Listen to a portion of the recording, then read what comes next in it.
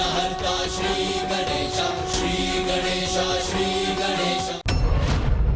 संयम नहीं, अब संघार का समय है मां। सभी सीमाएं पार कर चुका है वो। देव सेनापति कार्तिकेय प्रजा को अपनी माया जाल में उलझाया है। उस उदंड इंद्र पुत्र जयंत को अपना भक्त बनाया है। मेरे और आपके स्थान पे उसकी जय जयकार करवाई है उसने, और वो अब हमारी बुद्धि को भ्रमित करने के लिए भयानक दृश्य उत्पन्न कर रहा है। ब्रह्म नहीं, संकेत है ये। हमारा अस्त्र को देखना आगामी युद्ध का संकेत है। उसकी तैयारी करो पुत्र, फिर तुम्हारी संहार की इच्छा भी पूर्ण हो जाएगी। मेरे आदेश पर सिंहमुखन कुलदेवी पूजा करने गया है। उससे शीघ्र अपनी पूजा संपन्न करके यहाँ लौटने को कहो। अवश्य मां, परंतु इस जयंत का क्या करें मां?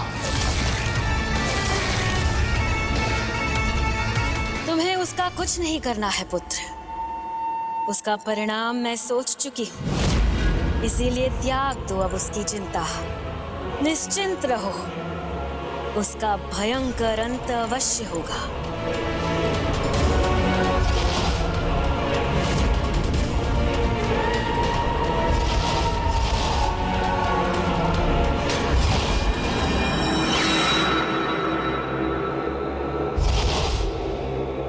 तुम दोनों पर भी कार्तिकेय भक्ति हावी है ना? और तुम दोनों ही जयंत को कार्तिकेय भक्त बनाने के दोषी भी हो ना? इसीलिए तुम दोनों भी दंड के भागी हो।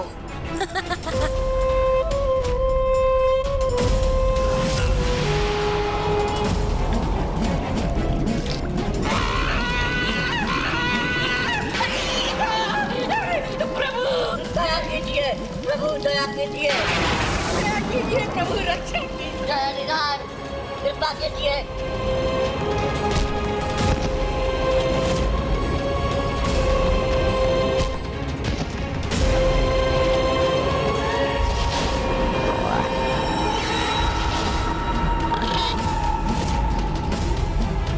माया जहां विफल हो जाए, वहां भूखे असुरों की क्रूरता भक्तों की भक्ति के भ्रम को मिटा देती है।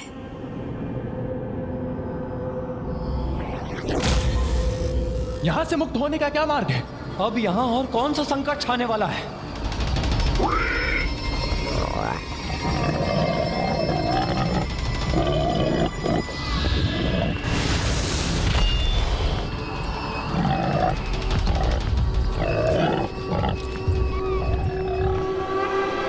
अंधकार ही नहीं, इस पिंजड़े में भी बंद कर दिया है माँ ने हमें। किंतु जयंत मुक्त कैसे है? और वो पशु स्वर किन पशुओं का था? तुम्हें भूखा रखकर अंत नहीं कर सके तो कोई बात नहीं। अब मेरे भेजे हुए भूखे असुर तुम्हारा अंत अवश्य करेंगे।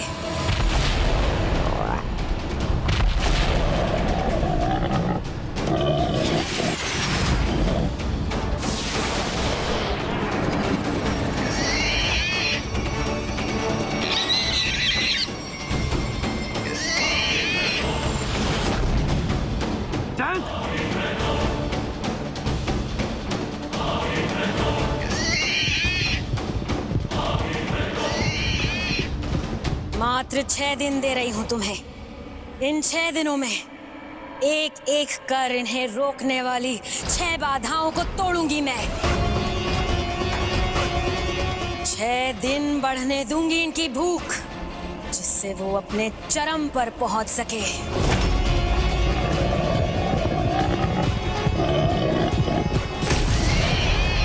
इन 6 दिनों में अपने भगवान कार्तिकेय को बुला सकते हो तो बुला लो।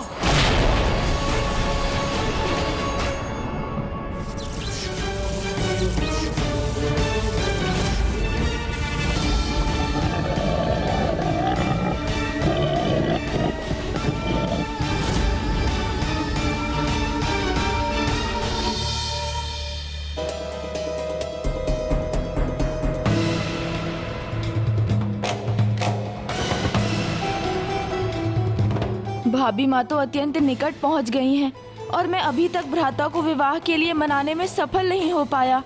यदि भाभी माँ को देखकर भ्राता क्रोधित हो गए और भाभी माँ इस बात से अपमानित अनुभव कर लौट गई तो अनर्थ हो जाएगा। प्रभु, आपको प्रथम बार इतना चिंतित देखा है मैंने। चिंता का ही तो विषय है मूषक जी। एक और जयंत पर निरंतर संकट बढ़ता जा रहा है, वहीं दूसरी ओर हमारी सेना अब बिल्कुल क्लांत हो चुकी है और अब भाभी माँ भी यहाँ पहुँच गई हैं।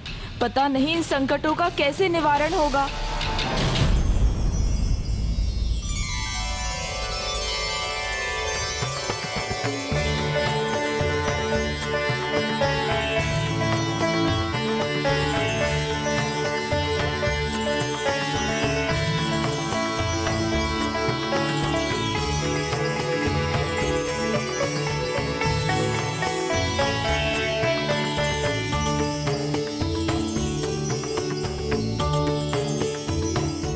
वाह, कितना उत्तम है मूषक जी। भाभी माँ के आगमन से हमारी सेना पुनः ऊर्जावान हो रही है।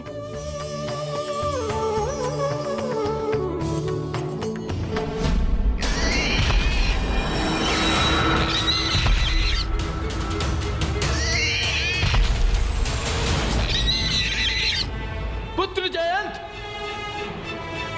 प्रत्येक संकट का सामना बिना डरे किया है जयंत ने, किंतु वो है तो अभी भी अबोध बालक ही। इतने भयंकर पशु असुरों को देखकर तो महायोद्धा भी भयभीत हो जाए। मेरे प्रभु ही मेरे रक्षक हैं। वो हर बार के समान इस बार भी मुझे सुरक्षित अवश्य रखेंगे। प्रभु, आप मेरी रक्षा करेंगे ना? आनंदित हुआ इनके मुख पे भय देखकर। कब से मेरी आंखें प्रतीक्षा कर रही थी ये भय को देखने के लिए।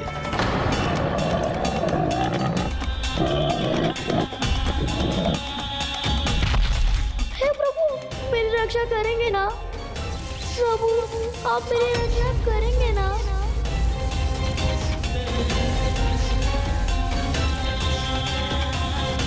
हे प्रभु, मेरी रक्षा करेंगे ना? प्रभु, अब आपके मुख में ये चिंता की रेखा क्यों है? चिंता मुझे जयंत और अन्य देवताओं की भी है, और साथ ही हमारी संपूर्ण सेना की भी है वीर भाव। वहां वो दुष्ट उन सबको सुरक्षित रहने नहीं देगा, और उन सब की सुरक्षा मेरे अतिरिक्त कोई और कर भी नहीं सकता है। और तो और यहाँ मेरी संपूर्ण सेना इतनी लंबी यात्रा करके ऊर्जा विहीन हो चुकी है। अब इन सब में ऊर्जा का पुनः संचार होगा कैसे?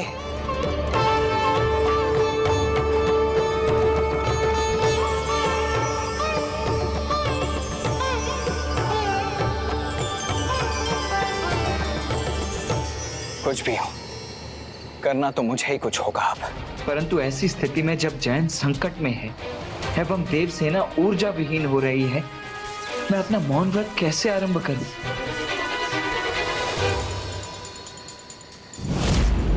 शीघ्रता कीजिए प्रभु, भाभी माँ अब पहुँचती ही होंगी।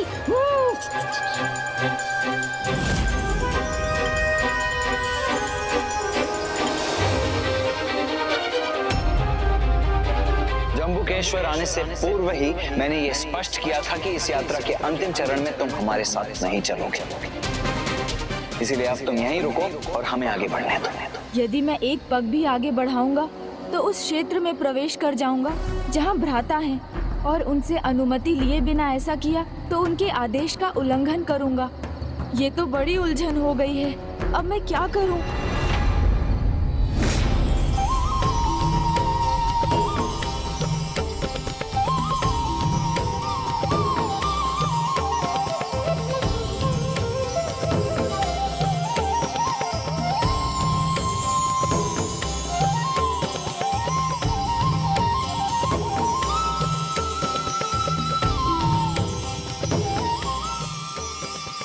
भाभी माँ के आगमन से हमारी सेना ऊर्जावान हो गई है। ये कैसे संभव हुआ प्रभु? भाभी माँ का नाम ही देवसेना है, अर्थात वो शक्ति है, देवताओं की संपूर्ण सेना की ऊर्जा। इनका यहाँ आना देवताओं की ऊर्जा का आधार बनेगा।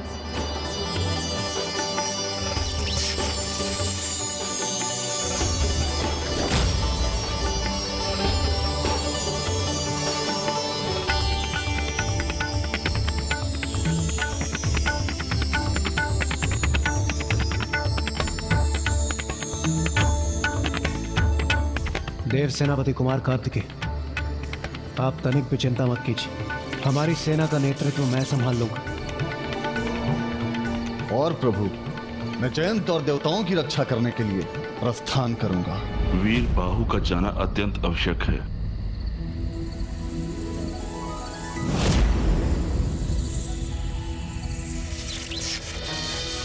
प्रणाम देवगुरु बृहस्पति जी। युद्ध के विषय में मैं आपको अपना परामर्श देने हेतु आ गया। आपने सर्वथा उचित कहा। न केवल जयंत और देवताओं की रक्षा के लिए, अपितु हमें युद्ध के नियमों का पालन करते हुए एक अंतिम बार युद्ध विराम का प्रयास करना होगा। इसलिए युद्ध के पहले एक बार हमें विनयपूर्ण शांति का संदेश भेजना होगा। मुझे आज्ञा दीजिए प्रभु, मैं अभी जाकर सबकी रक्षा करूंगा और उस दुष्ट असुर को सुबुद्धि भी प्रदान करूंगा।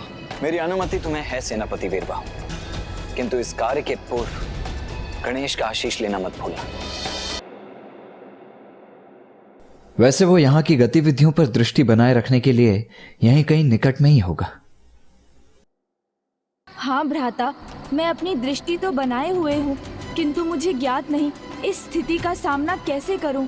वो यहाँ पहुँच चुकी हैं। देवगुरु, आपके इस नीति संकट सुझाव के लिए आपको अनेकों धन्यवाद। कल्याण।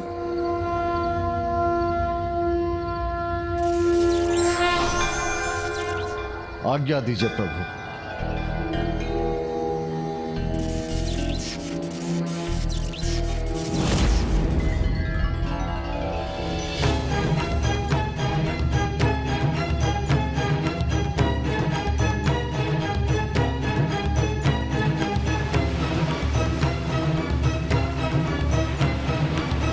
वीरबाहु,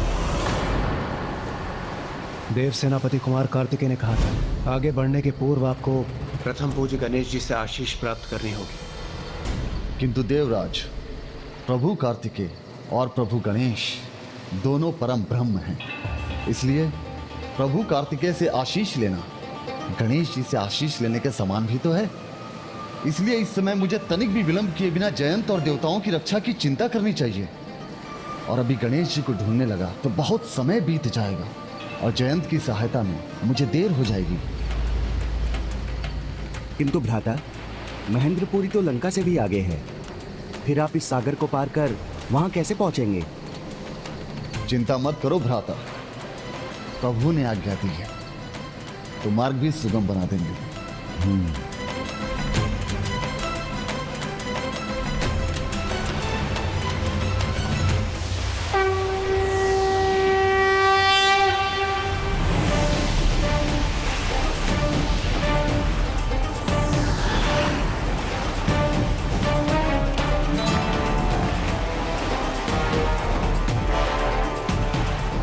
वीरबाहु प्रथम पूज्य गणेश जी से आशीष प्राप्त किए बिना ही आगे बढ़ गए। कहीं उनके मार्ग में कोई संकट न उत्पन्न हो जाए।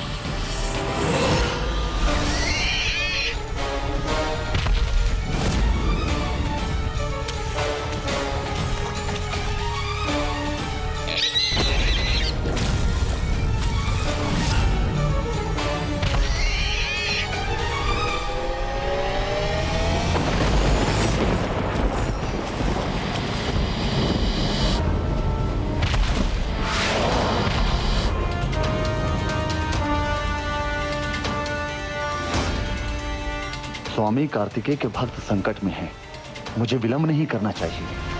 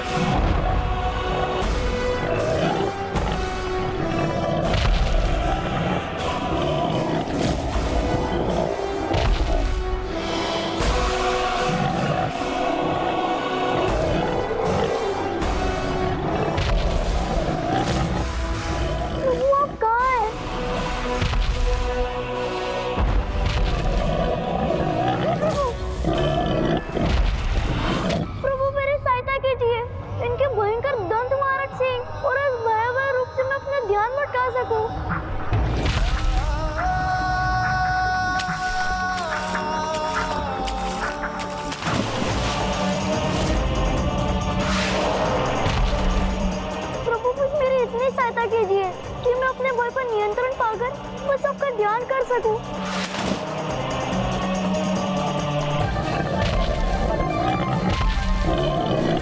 ओम सुब्रमण्यम कार्तिकेय स्वामी।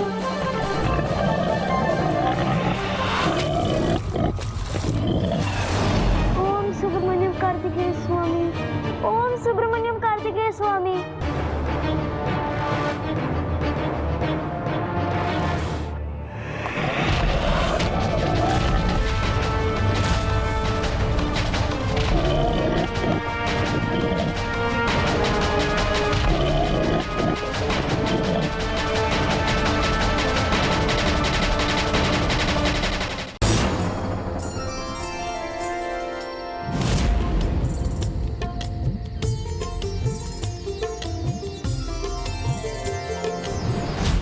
अच्छा तो ये होगा कि भ्राता होने वाली भाभी माँ को देखने के पहले ही अपना मौन व्रत आरंभ कर लें और मुझे अपने अंतिम उपाय का प्रयोग करने की आवश्यकता ही ना पड़े।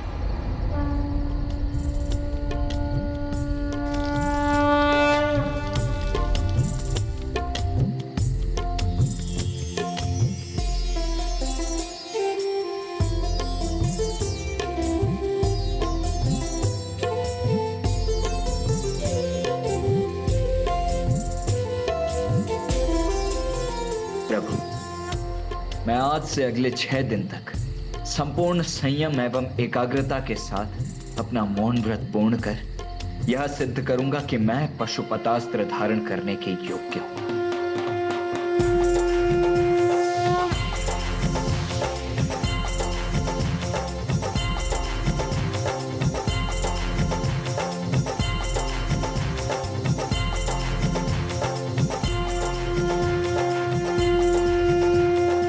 अब तो कुछ भी अहितकर होने से रोकने का एक ही उपाय है।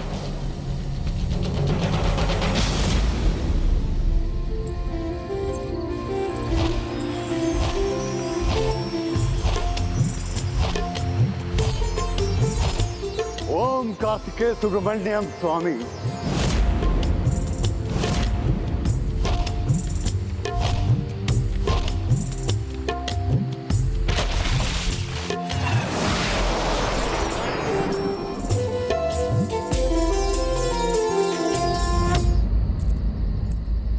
देवसेना क्या?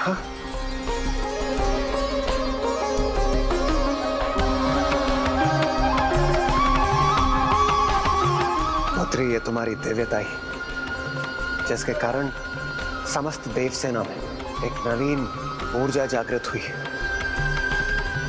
हम सभी में एक उत्साह उत्पन्न हुआ। ऐसे ही तुम्हें देवसेना नहीं कहा जाता। कदाचित अब तो अंतिम उपाय अपनाना ही होगा।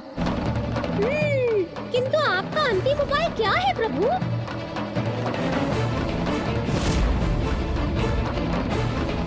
गणेश जी, ये रही मेरी पुत्री देवसेना। मुझे ज्ञात है देवराज, यही तो चिंता है मेरी। गणेश जी, ये रही मेरी पुत्री देवसेना। मुझे ज्ञात है देवराज, यही तो चिंता है मेरी। चिंता? गणेश जी, इसमें चिंता की क्या बात?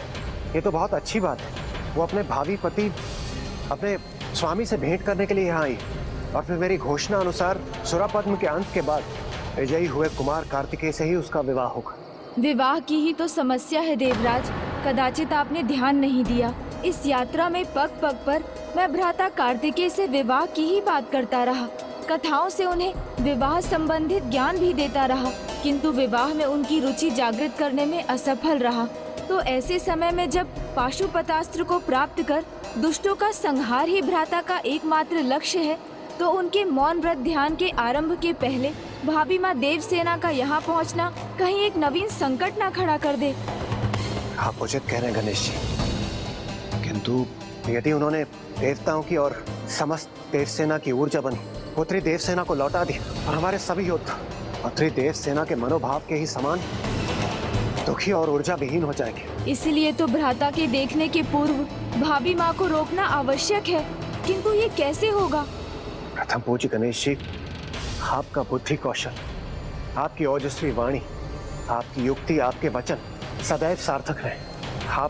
आप किसी को भी कुछ भी समझाने में सफल रहे। इसलिए पुत्री देवसेना को समझाने का कार्य भी आप ही को करना होगा। किंतु आप भी तो समझिए देवराज, मैं उनका भावी देवर भला उन्हें भ्राता से भेंट करने से कैसे रोक सकता हूँ?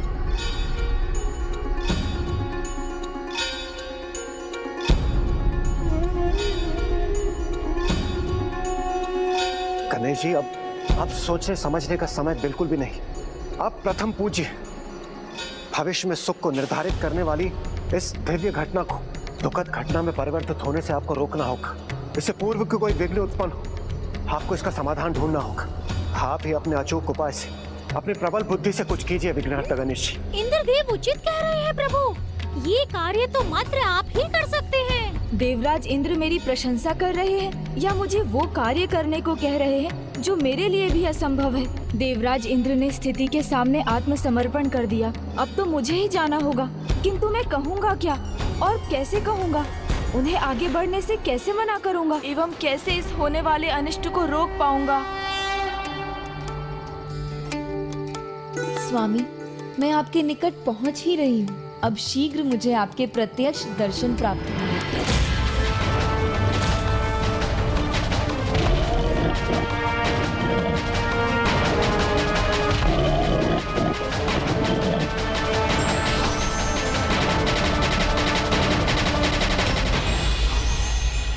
शक्ति का उपयोग कल्याण के लिए तभी किया जा सकता है जब शक्तिशाली व्यक्ति में संयम का गुण विद्यमान हो।